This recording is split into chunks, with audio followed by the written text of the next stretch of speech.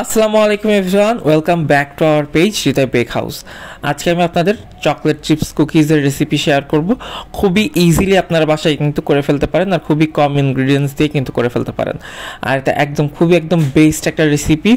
একদম ভেতরটা খুবই সুন্দর সফট হবে এবং ওপরটা ক্রিস্পি হয়।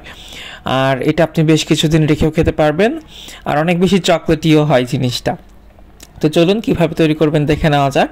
প্রথমে আমি এখানে বাটার নিয়ে নিয়েছি রুম টেম্পারেচারে। বাটারটা জাস্ট একটু সুন্দর মতো বিট করে নেবেন, জাস্ট কয়েক মিনিট 1-2 মিনিট মতো একটু জাস্ট ফেটিয়ে নিলেই হবে।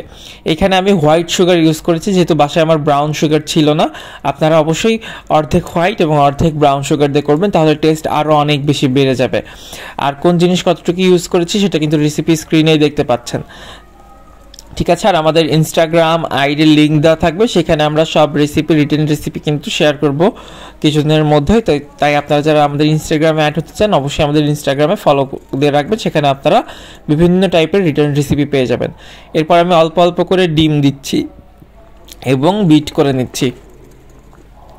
এটা আপনারা কোনো প্রকার হ্যান্ড হুইস্ক দিয়েই করতে পারবেন, কোনো ইলেকট্রিক বিটার কিন্তু লাগবে না। এরপর আমি একটু ভ্যানিলা এসেন্স দিয়ে মিক্স করে নিচ্ছি জিনিসটা। তারপর আমি এখানে আমাদের যেই ময়দারটুকু ছিল সেটুকু দিয়ে আমরা এটাকে খুব ভালো মতো জাস্ট মিক্স করে নিলেই কিন্তু আমাদের ডো রেডি। মাত্র কয়েকটি ইনগ্রিডিয়েন্টসে কিন্তু খুবই পারফেক্টলি তৈরি করে ফেলা যায়। আর এরপর আমি এইখানে আমার চকলেট চিপস কিংবা চকলেট চাঙ্কস যেটা আপনাদের হাতে থাকবে সেটা আপনাদের ইচ্ছা মতো দিতে পারবেন, কম বেশি করে নিতে পারবেন, কোনো সমস্যা নাই। এখানে চাইলে আপনারা কিছু চপ নাটসও ইউজ করতে পারেন, তাহলেও কিন্তু একটা ভালো টেস্ট আসে।